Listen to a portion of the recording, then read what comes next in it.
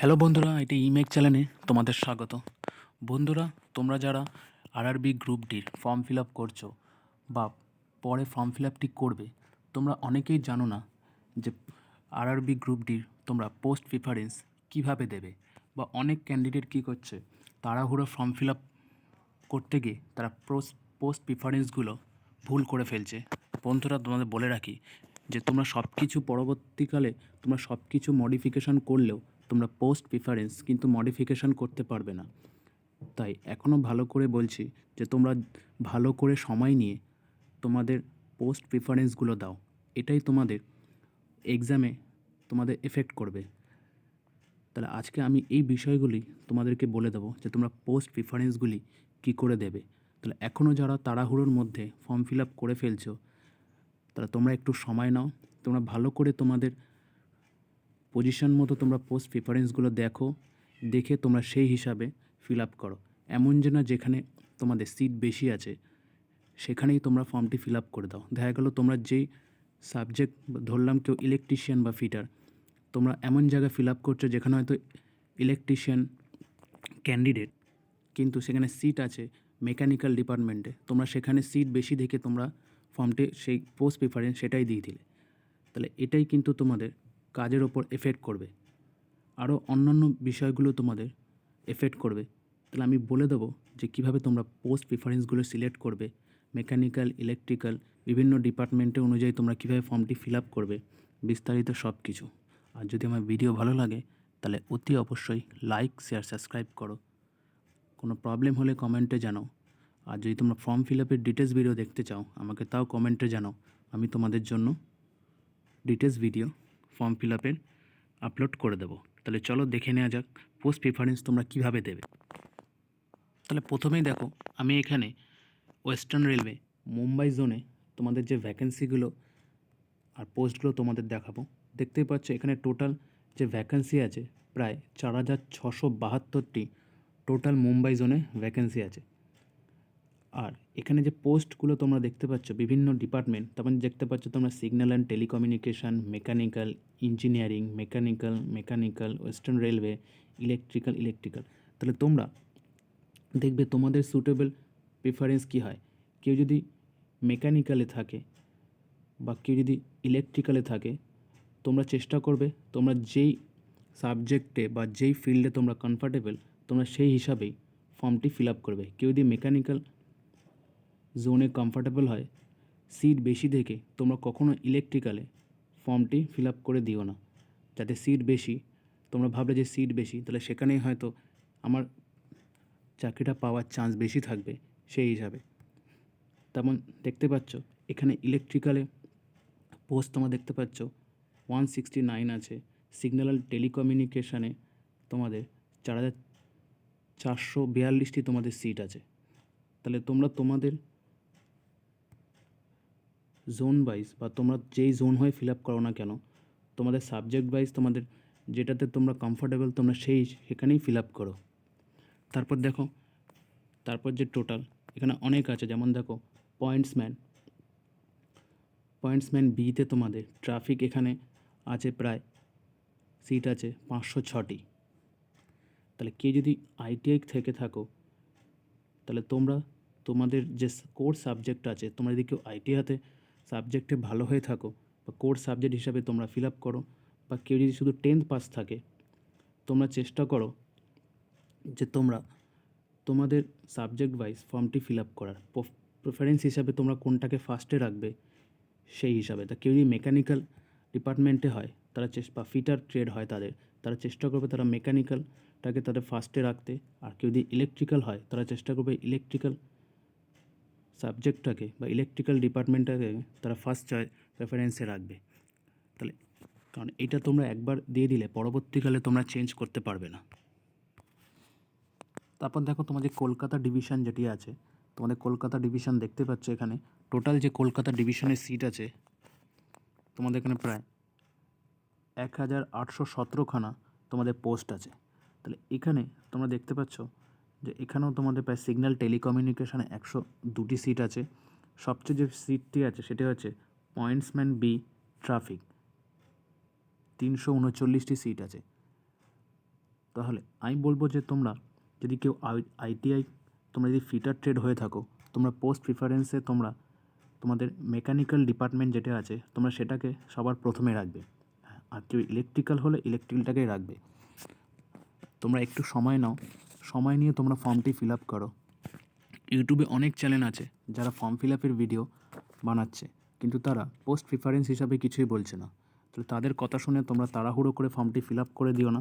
দরকার পড়লে 4 দিন 5 দিন তোমরা সময় নিয়ে ফর্মটি ফিল আপ করো। পোস্ট প্রিফারেন্স হিসাবেও তোমরা এখানে দেখতে পাচ্ছ কিছু কিছু জায়গায় তোমাদের ওয়ার্কশপ লেখা আছে, ঠিক আছে? তাহলে এইখানেও তোমাদের ওয়ার্কশপ হিসাবেও তোমাদের জব প্রিফারেন্স তোমাদের দেওয়া হবে। আর বিভিন্ন জায়গায় তোমরা দেখতে পাচ্ছ এখানে ট্র্যাক্স অ্যান্ড মেনটেন্যান্স হিসাবে আছে। তাহলে যারা আইটিআই করছো তোমরা ভুল করে ট্র্যাক্স মেনটেন্যান্সে তোমরা ফর্মটি প্রিফারেন্স হিসাবে 1 নম্বর দিয়ে দিও না।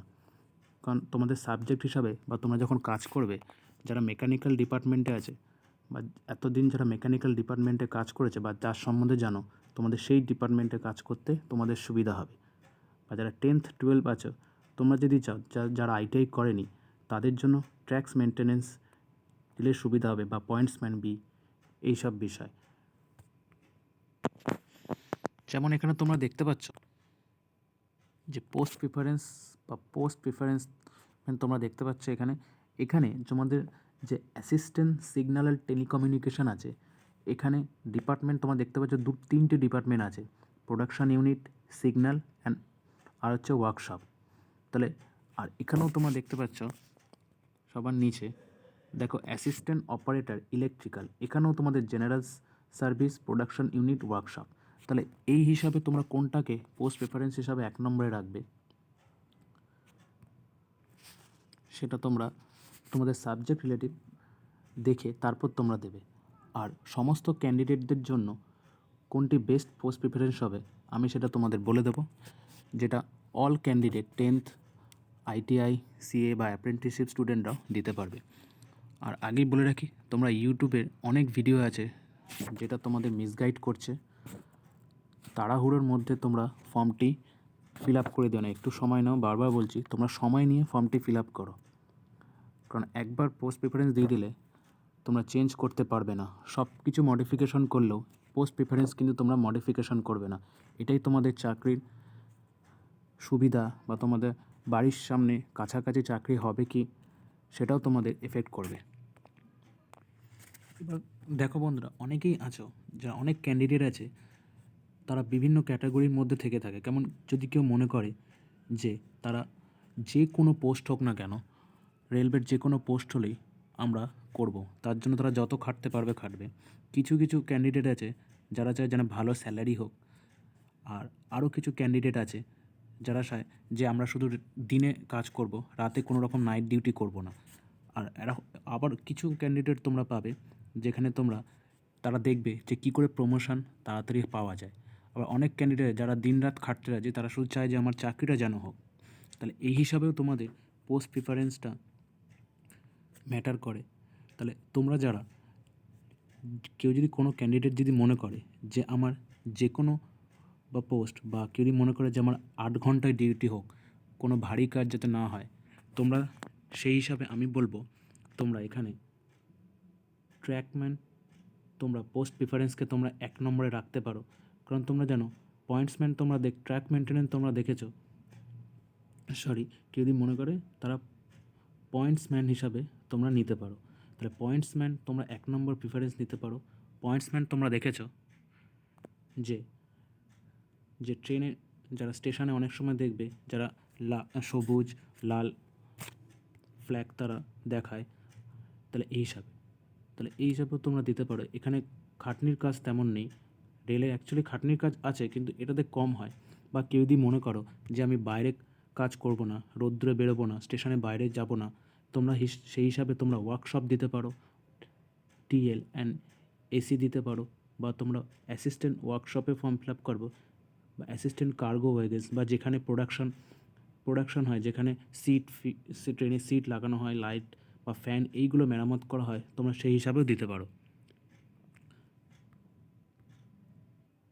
এবার কেউ যদি সিগন্যাল অ্যাসিস্ট্যান্ট সিগন্যাল অ্যান্ড টেলিকমিউনিকেশনে ফর্ম ফিল আপ করতে চাও, আমি বলে রাখি যে সিগন্যাল অ্যান্ড টেলিকমিউনিকেশন যারা আছে, বা সিগন্যালের কাজ তোমাদের ট্র্যাকেও থাকে বা স্টেশনেও থাকে, সমস্ত জায়গায় থাকে, তাহলে এখানে তোমাদের একটু চাপ থাকে।